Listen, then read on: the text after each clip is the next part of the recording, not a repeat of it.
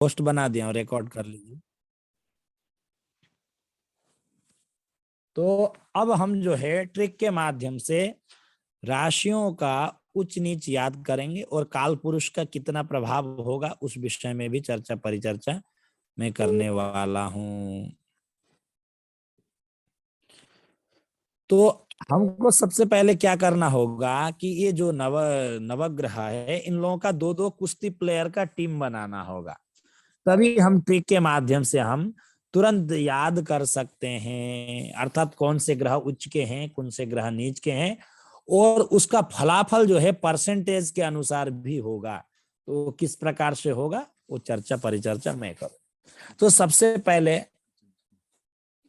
कोई भी खेल हम शुरू करते हैं तो सबसे पहले हमको इस निष्पक्ष जांच के लिए एक अंपायर का नियुक्ति करना होता है। तो हम यहाँ अंपायर का नियुक्ति करेंगे चंद्रमा को, ठीक है। और बाकी लोगों जो ग्रह है उन लोगों का दो दो लोगों का हम टीम बनाएंगे। हमने सबसे पहला टीम बनाया है सूर्य और शनि का टीम बनाया है। फिर दूसरा टीम है हमारा मंगल और गुरु का टीम है। तीसरा टीम है हमारा बुध और शुक्र का। और चौथा टीम है राहु और केतु का, ये टीम है। और अंपायर है आपका चंद्रमा। तो हमारा ये सिद्धांत हम लोग, क्योंकि कुश्ती एक एक एक अकेले अकेले तो लड़ नहीं सकते, तो दो दो लोग होना तो परम आवश्यक है। तो इसलिए हमने दो दो लोगों का नियुक्ति किया है। तो सूर्य मेष राशि में उच्च का होता है, वो श्रेष्ठ फल देने वाला होगा। तो सूर्य जिस राशि पर उच्च का होता है उससे सातवीं जो राशि होगी उस राशि में वो नीच का हो जाता है, अर्थात वो श्रेष्ठ फल देने में असमर्थ हो जाता है। उच्च का होगा तो श्रेष्ठ फल देगा, और नीच का होगा तो निकृ अर्थात श्रेष्ठ फल देने में असमर्थ हो जाता है। तो एक नंबर मेष राशि है, आपको बस क्या करना है, छह छह जोड़ते जाना है। एक में आप 6 जोड़ देंगे तो 7 नंबर तुला राशि में सूर्य नीच का हो जाएगा, ठीक है। फिर तुला राशि में जहां सूर्य नीच का हो रहा है उसका दूसरा प्लेयर जो है टीम का कुश्ती प्लेयर का शनि, वो सूर्य के नीच राशि में 7 नंबर में उच्च का हो जाता है। और सूर्य जिस राशि में उच्च का होगा शनि वहां उस राशि पर मेष राशि पर नीच का होगा। तो सूर्य मेष राशि पर उच्च का होगा और तुला राशि पर सूर्य नीच का होगा, और शनि तुला राशि पर उच्च का होगा तो मेष राशि पर नीच का होगा। ये समझ में आ गया दोनों का टीम। आगे बढ़ा जाए।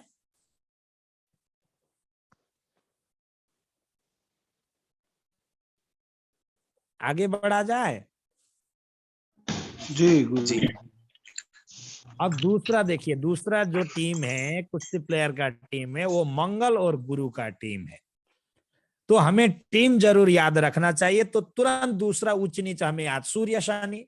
सूर्य जिस राशि पर मेष राशि पर उच्च का होगा तो शनि मेष राशि पर नीच का होगा, और शनि तुला राशि पर उच्च का होगा तो सूर्य तुला राशि पर नीच का होगा। बस इतना ही आपको ध्यान रखना है टीम, ये आपको तुरंत दिमाग में बिठा लेना है। अब यहां आएंगे आप कर्कट राशि पर, 4 नंबर कर्कट राशि, गुरु कर्कट राशि में उच्च का होता है। और 4 नंबर से 7वां राशि होगा मकर राशि, 10 नंबर। तो 4 में आप 6 जोड़ देंगे तो 10 हो जाएगा, 10 नंबर मकर राशि। तो ये मकर राशि में गुरु नीच का हो जाएगा। और मंगल जो होता है दूसरा टीम, मंगल जो इसका कुश्ती प्लेयर है, तो मकर राशि में उच्च का हो जाएगा, और कर्कट का जो गुरु है उच्च का होता है उस राशि पर मंगल नीच का हो जाएगा। अर्थात गुरु कर्कट राशि में उच्च का होगा तो मंगल कर्कट राशि पर नीच का होगा, और मंगल मकर राशि पर उच्च का होगा मंगल, तो गुरु जो है मकर राशि पर नीच का हो जाएगा। अर्थात गुरु जिस राशि पर उच्च का होगा कर्कट में वहां मंगल नीच का होगा, और मंगल जहां मकर राशि में उच्च का होगा तो गुरु मकर राशि में नीच का होगा। हमें ऐसा जानना चाहिए, ठीक है। आगे बढ़ा जाए।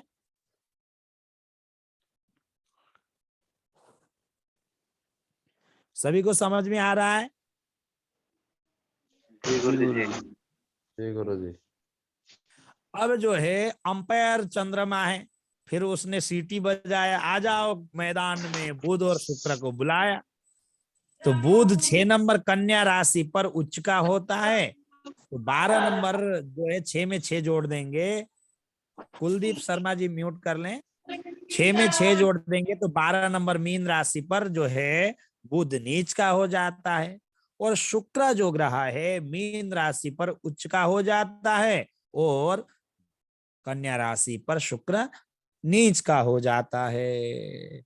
तो बुध जिस राशि पर उच्च का होगा 6 नंबर राशि पर, उस राशि पर शुक्र जो है नीच का हो जाता है। शुक्र मीन राशि पर उच्च का हो जाता है तो बुध जाकर के मीन राशि पर नीच का हो जाता है, क्योंकि कन्या राशि से मीन राशि 7वां होता है, और मीन राशि से कन्या राशि 7वां हो जाता है। जहां उच्च का होगा तो उससे 7वीं अगली राशि, जो 7वीं राशि होगी उसमें नीच का होगा।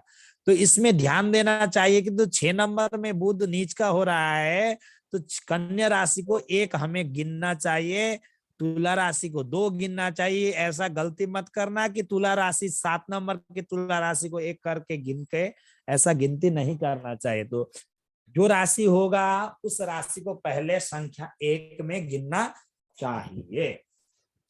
तो हमारा तीसरा कुश्ती प्लेयर का टीम था बुध और शुक्र का।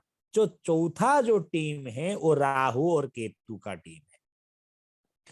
तो राहु जो है 3 नंबर मिथुन राशि पर उच्च का होता है, तो 3 में 6 जोड़ देंगे तो 9 नंबर धनु राशि में नीच का होता है, और केतु 9 नंबर धनु राशि में उच्च का हो जाता है, और 3 नंबर मिथुन राशि पर केतु नीच का हो जाता है। अर्थात राहु मिथुन राशि में उच्च का होगा तो केतु मिथुन राशि पर नीच का होगा, तो राहु धनु राशि पर उच्च का नीच का होगा तो केतु धनु राशि पर उच्च का हो जाएगा। तो चंद्रमा जो एक ग्रह है ये वृष राशि पर उच्च का हो जाता है 2 नंबर, और 2 में 6 जोड़ देंगे तो 8 नंबर वृश्चिक राशि पर नीच का हो जाता है। अर्थात अंपायर भी कभी कभी घूस खा लेता है, तो वृश्चिक राशि में होगा तो घूसखोर हो जाएगा, और वृष राशि पर होगा तो नहीं, वो अर्थात घूसखोर नहीं होगा। तो हमें कुश्ती प्लेयर का टीम याद करना है। बाप बेटे सूर्य और शनि, और मंगल और गुरु, और बुध और शुक्र, और राहु और केतु। सबको कुश्ती प्लेयर का टीम याद हो जाएगा? जी गुरु जी। अब यहाँ एक बात हमें ध्यान देना होगा। बुध ग्रह के लिए एक नियम अलग से है। बुध जो ग्रह है 6 नंबर की जो कन्या राशि है, इसमें 3 कंडीशन है। एक राशि में 30 अंश होती है, उस 30 अंश में बुध का अलग अलग सिद्धांत है। 0 अंश से लेकर के 15 अंश तक बुध उच्च का हो जाता है, फिर 15 अंश से लेकर के 20 अंश तक मूल त्रिकोण हो जाता है, और 20 अंश से लेकर के 30 अंश के बीच में बैठा हो तो वो आपका स्वराशि का हो जाता है। उच्च का होगा ज्यादा अच्छा फल देगा, मूल त्रिकोण का होगा थोड़ा कम फल देगा, स्वराशि का होगा उससे थोड़ा कम फल देगा। उच्च का तात्पर्य प्रधानमंत्री, मूल त्रिकोण का तात्पर्य कैबिनेट मंत्री, और स्वराशि का तात्पर्य अपने क्षेत्र का सांसद। तो प्रधानमंत्री का कितना पावर होगा, कैबिनेट मंत्री का कितना पावर होगा, और अपने क्षेत्र का सांसद का कितना पावर होगा, उसी से आप उच्च का, स्वराशि का और मूल त्रिकोण का ऐसे आप फल कथन में आपको ग्रहण करना चाहिए। ठीक है, समझ में आया सभी को कि नहीं? जी गुरु जी। अब मैं आपको, अभी मैंने आपको पढ़ाया ग्रहों का टीम जो है उच्च नीच के लिए। तो अभी मैं पूछूंगा कौन बनेगा ज्योतिषी कार्यक्रम में, आप लोग बता सकते हैं कि ग्रहों का टीम कौन कौन से हैं? तो सभी लोग अनम्यूट कर लें, फिर मैं ट्रिक के माध्यम से ग्रहों का अंश आपको याद करा दूंगा। तो फिर आपको जो है कौन से राशि पर, कौन सी राशि पर कौन से ग्रह कितने डिग्री पर होने पर परम उच्च का होते हैं और परम नीच का होते हैं, वो भी आपको ट्रिक के माध्यम से मैं अंश याद करा दूंगा। तो बताइए कि कुश्ती प्लेयर का टीम कौन कौन से, किन किन ग्रहों का टीम बनाया है? 4 टीम। और अंपायर कौन कौन से हैं? चंद्रमा एम्पायर है, सूर्य और शनि एक पहला ग्रुप है, और मंगल और शुक्र दूसरे ग्रुप के हैं। पड़ेगा कन्हैया जी, मंगल और शुक्र का टीम बना। मंगल और गुरु सेकंड ग्रुप है। हाँ, बुध और शुक्र थर्ड तीसरा ग्रुप। ग्रुप है। चौथा ग्रुप है हाँ। राहु और केतु का। हाँ बिल्कुल बिल्कुल। हाँ जी। तो सूर्य है, आपको, हाँ, सूर्य आपको मेष बस राशि में एक ही उच्च चीज याद करना है। ये एक ग्रुप का आपको एक एक याद करना है। सूर्य 1 नंबर, ठीक है, 1 नंबर राशि पर उच्च का होगा। तो 1 में 6 जोड़ देंगे तो अगली राशि तुला राशि 7 नंबर हो जाएगी। ये आपको उच्च का आपको याद हो जाएगा, नीच का तुरंत निकल जाएगा। सूर्य के बाद आगे आपका किसका राशि अर्थात आया आपका, सूर्य के बाद अगली जो टीम थी हमारी कौन सी थी? मंगल और गुरु का। मंगल गुरु। तो गुरु आपका चौथे राशि पर 4 नंबर राशि पर उच्च का हो रहा है।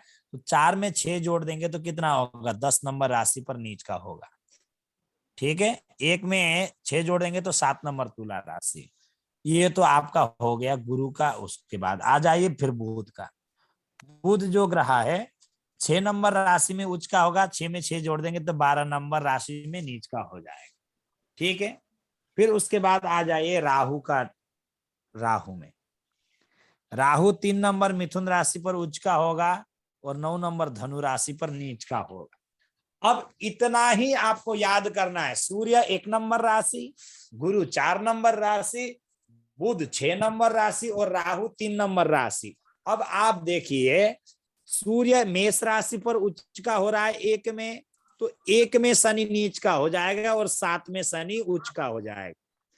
और गुरु का कुश्ती प्लेयर का टीम था मंगल और गुरु। गुरु कर्कट राशि 4 नंबर राशि में उच्च का हो रहा था, तो 10 नंबर राशि में नीच का हो जाएगा। तो मंगल 10 नंबर राशि में उच्च का होगा तो चौथे राशि पर नीच का हो जाएगा। बुध जो है 6 नंबर राशि पर उच्च का हो रहा है तो 12 नंबर राशि पर नीच का हो जाएगा। और 12 नंबर राशि पर शुक्र उच्च का हो जाएगा तो कन्या राशि पर नीच का हो जाएगा, क्योंकि बुध के टीम में शुक्र है और राहु के टीम में केतु है। तो राहु 3 नंबर राशि पर उच्च का होगा, 3 में 6 जोड़ेंगे तो 9 नंबर धनु राशि पर नीच का हो जाएगा। तो केतु 9 नंबर धनु राशि में उच्च का होगा तो 3 नंबर राशि पर नीच का हो जाएगा। तो अंपायर जो है वो चंद्रमा 2 नंबर है, सूर्य 1 नंबर है, तो चंद्रमा 2 नंबर वृष राशि पर उच्च का होगा। 2 में 6 जोड़ देंगे प्लस तो 8 नंबर वृश्चिक राशि पर नीच का हो जाएगा। तो चलिए स्क्रीनशॉट कर लीजिए, कोई अगर करना चाहे तो कर सकते हैं। ये मैं पूछूंगा, फिर पढ़ा तो रहा हूं इतना सरल सूत्र बना करके, अगर याद नहीं होगा तो फिर गड़बड़ा जाएगा मामला। ठीक है जी गुरु जी। गुरुदेव, आप अगर सुनेंगे तो याद हो जाएगा जबरदस्ती। मैं तो ये ध्यान से सुनिए, अपने आप याद हो जाएगा। इतना कठिन विषय नहीं बना रहा हूं। भट्ट जी, कोई कठिनाई हो रही है क्या? नहीं गुरु जी, बहुत आसानी है।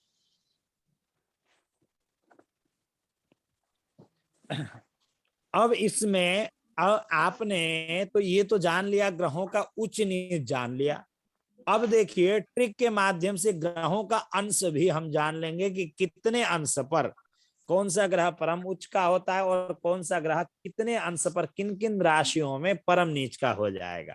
ये भृगुनंदी नाड़ी में भी जो है देखिए, वो तो बेसिक रूल होता है कि इन इन राशियों पर ग्रह का ये प्रभाव होता है, लेकिन उसका भी सूक्ष्म तारतम्य हम मिलाने के लिए जाएंगे तो उनका अंशों के आधार पर भी बल कथन होगा।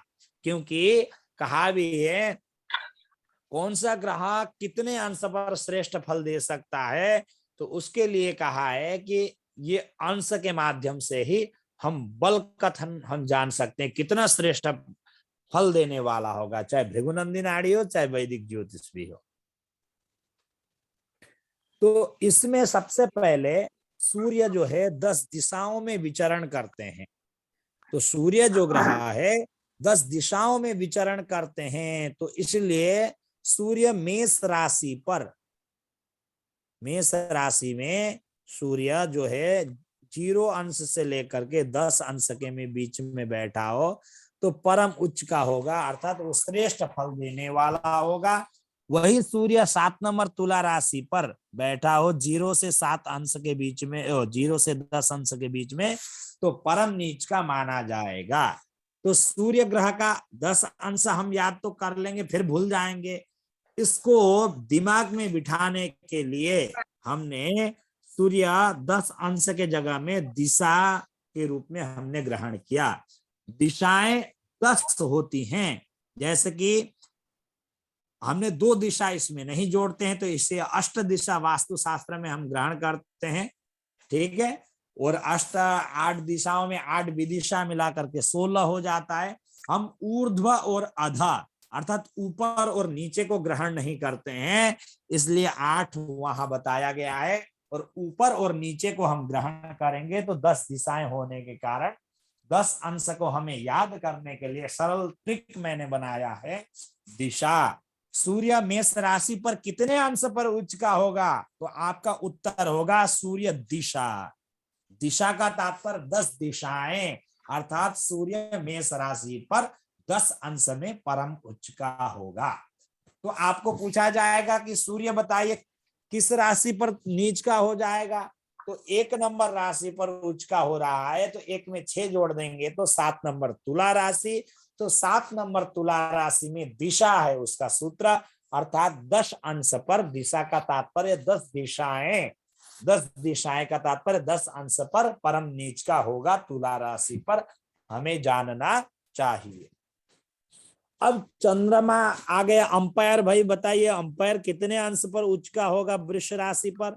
2 नंबर वृष राशि पर चंद्रमा 0 से लेकर के 3 अंश तक परम उच्च का हो जाता है, और 3 अंश से लेकर के 30 अंश तक आपका जो है ये मूल त्रिकोण हो जाता है। तो 0 से 3 अंश तक अगर वृष राशि में बैठा होगा चंद्रमा, वो श्रेष्ठ फल देने वाला होगा, और उससे थोड़ा कम श्रेष्ठ फल देने वाला होगा लेकर के 30 अंश के बीच में ग्रह बैठा हो। तो मनोज भट्ट जी म्यूट कर लीजिए। तो अब ये चंद्रमा का दिशा याद करने के लिए हमें ट्रिक क्या करें? तो चंद्रमा किसके मस्तक पर विराजमान है? अर्थात त्रिपुरारी, अर्थात त्रिपुंड्रधारी, त्रिशूलधारी, अर्थात भगवान शंकर जी के मस्तक में विराजमान है चंद्रमा। अर्थात जो 3 पुंड धारण करते हैं ललाट पर, अर्थात त्रिपुंड जो लगाते हैं, अर्थात अपने हाथ में त्रिशूल धारण करते हैं। त्रिपुरासुर के शत्रु हैं जो भगवान शंकर, तो त्रिपुरारी, त्रिपुरासुर के अरि अर्थात शत्रु कौन? भगवान शंकर। तो 3 नेत्र धारण, जिनके त्रिनेत्रधारी हैं, तो 3 का तात्पर्य अर्थात वृष राशि पर चंद्रमा 3 अंश पर परम उच्च का होता है। तो आपको पूछा जाएगा कि चंद्रमा वृष राशि पर कितने अंश पर उच्च का होगा? तो आपका ट्रिक क्या होगा? त्रिपुरारी, त्रिशूलधारी, त्रिनेत्रधारी, अर्थात 3 अंश पर परम उच्च का होता है। तो 2 नंबर वृष राशि पर परम उच्च का होगा, तो फिर वो जाएगा 2 में 6 जोड़ देंगे तो 8 वृश्चिक राशि पर 0 से 3 अंश के बीच में बैठा होगा, तो परम नीच का हो जाएगा। तो आपको इतना ध्यान देना है, सूर्य का दिशा, चंद्रमा का त्रिपुंड्रधारी, त्रिनेत्रधारी, त्रिशूलधारी, त्रिपुरारी, जो भी आप उसको ग्रहण कर सकते हैं। अब फिर उसके बाद आते हैं मंगल ग्रह का उच्च नीच याद करने के लिए अंश कैसे याद करें? तो मंगल ग्रह मकर राशि पर उच्च का होगा, तो 10 में 6 माइनस कर देंगे तो 4 नंबर कर्कट राशि पर नीच का हो जाएगा। तो मंगल को याद करने के लिए क्या है, 27 नक्षत्र होते हैं और अभिजीत नक्षत्र को मिला करके 28 नक्षत्र होते हैं। इसलिए मंगल ग्रह का अंश याद करने के लिए हमने ट्रिक बनाया है 28 नक्षत्र। तो मंगल ग्रह मकर राशि पर कितने अंश पर उच्च का होगा? तो आप मंगल 28 नक्षत्र कहेंगे। 28 नक्षत्र का तात्पर्य क्या है कि मंगल ग्रह मकर राशि पर 0 अंश से लेकर के 28 अंश के बीच में बैठा होगा तो परम उच्च का माना जाएगा। और कर्कट राशि पर अगर मंगल ग्रह बैठा हो 0 अंश से लेकर के 28 अंश के बीच में बैठा होगा तो वो परम नीच का माना जाएगा। तो सूर्य दिशा, चंद्रमा त्रिशूलधारी, मंगल 28 नक्षत्र, ये आपको 3 सबको याद हो जाएगा सूर्य चंद्र मंगल का। मनोज भट्ट जी। जी गुरु जी। कोई ये आपको जी। दिशा, त्रिशूलधारी और 28 नक्षत्र, सूर्य चंद्र मंगल, ठीक है। ये आपको सूत्र याद करना है, नहीं तो आपको सूर्य 10 मेष राशि पर 10 अंश में परम उच्च का होगा और चंद्रमा वृष राशि पर 0 से 3 अंश तक परम उच्च का होगा। तो मंगल मकर राशि में 0 से 28 अंश तक परम उच्च का होगा। इस प्रकार से आप याद कभी करेंगे तुरंत भूल जाएंगे। तो इसलिए मैंने ये सूत्र बनाया है कि दिशा, त्रिशूलधारी और 28 नक्षत्र, जो आप कभी नहीं भूलेंगे। तो चलिए 3 ग्रहों का हो गया है अपना, फिर शीघ्र म्यूट कर लीजिए, फिर मैं आगे 3 ग्रहों का फिर सूत्र बताता हूं आप लोगों को, तो एक ही बार में याद हो जाए। दीपेश जी शीघ्र म्यूट कर लीजिए। अब फिर मैं आपको 3 ग्रहों का ट्रिक के माध्यम से अंश याद कराऊंगा। उच्च नीच भी आप लोगों ने तो पहले याद कर चुके, अब आएंगे हम गुरु शुक्र और शनि में। तो गुरु शुक्र शनि, तो गुरु जो ग्रह है ये कर्कट राशि पर परम उच्च का होगा और 4 में 6 जोड़ देंगे तो 10 नंबर मकर राशि में नीच का होगा। तो गुरु किसके प्रतीक है? ज्ञान के प्रतीक हैं। तो ज्ञान, हमारे शरीर में 5 ज्ञानेंद्रियां होती हैं। तो 5 ज्ञानेंद्रियां कौन कौन सी है? तो ज्ञान 5 ज्ञानेंद्रिय का तात्पर्य क्या है कि कर्कट राशि पर गुरु 0 से अंश से लेकर के 5 अंश के बीच में बैठा होगा तो परम उच्च का माना जाएगा। और मकर राशि में 0 से लेकर के 5 अंश के बीच में बैठा होगा तो परम नीच का माना जाएगा। तो ये सूत्र को याद करने के लिए शीघ्र ट्रिक के माध्यम से पंच ज्ञानेंद्रिय। तो पंच ज्ञानेंद्रिय कौन कौन सी है? तो सबसे पहले आपका नेत्र हुआ। नेत्र से हम क्या ग्रहण करते? ज्ञान होता है, रूपों का ज्ञान होता है, किसका कैसा स्वरूप है, पहला। फिर उसके बाद आपका कानों से क्या होगा? दूसरा इंद्रिय, कानों से शब्दों का ज्ञान होता है। फिर नासिका से 3 नंबर आपको गंध का ज्ञान होता है, ठीक है। और त्वचा से 4था नंबर, त्वचा से आपका क्या ज्ञान होगा? स्पर्श ज्ञान होता है। जैसे कि आपको को कहीं चींटी ने काट लिया तो आपको तुरंत ज्ञान हो जाएगा, भाई मुझे किसने काटा। आपको किसी ने टच किया त्वचा में तो तुरंत ज्ञान हो जाएगा, भाई मेरे को किसी ने छुआ है। तो आपको किसी ने दांत में आपका हाथ काट लिया, पैर काट लिया, कुत्ता ने काट लिया, तो आपको ज्ञान कैसे हो जाता है? त्वचा के माध्यम से, स्पर्श से ज्ञान हो जाता है। तो चौथा त्वचा है। और 5वां आपका जिह्वा, जिह्वा से स्वाद का ज्ञान होता है। तो ये 5 आपका ज्ञानेंद्रिय हुआ, ठीक है। समझ में आ गया पंच ज्ञानेंद्रिय? तो अर्थात देवगुरु बृहस्पति आपका कर्कट राशि पर आपका कितने अंश पर उच्च का होगा? तो आपका प्रश्न होगा, उत्तर होगा गुरु पंच ज्ञानेंद्रिय। अर्थात पंच ज्ञानेंद्रिय का तात्पर्य क्या है? अर्थात 0 से लेकर के 5 अंश के बीच में गुरु अगर कर्कट राशि पर बैठा होगा तो परम उच्च का माना जाएगा। और कर्कट राशि से 7वीं जो राशि होगी मकर राशि, तो उस राशि पर अगर गुरु बैठा हो 0 से लेकर के 5 अंश के बीच में तो परम नीच का माना जाएगा, ठीक है। अब गुरु के बाद आते हैं हम शुक्र में। सभी को समझ में तो आ रहा है ना? कोई दिक्कत तो नहीं? जी कोई दिक्कत नहीं। चलिए, तो शुक्र के बारे में जानते हैं। शुक्र जो है मीन राशि पर परम उच्च का होता है। 12 नंबर, 12 में 6 माइनस कर देंगे या 6 प्लस कर देंगे, एक ही बात है। 12 में 6 माइनस कर देंगे तो कन्या राशि पर नीच का हो जाएगा। तो शुक्र क्या होता है? योग। शुक्र का तात्पर्य क्या है कि वंश विस्तार का कारक ग्रह ये यह है। तो योग, जब तक पुरुष और स्त्री का योग नहीं होगा तब तक वंश का विस्तार हो ही नहीं सकता। इसलिए हम लोग का तिथिवार नक्षत्र योग करणे पंचांगों में योग जो होते हैं वो 27 योग होते हैं। तो 27 योग होने के कारण तो शुक्र का हमने ट्रिक बनाया है 27 योग।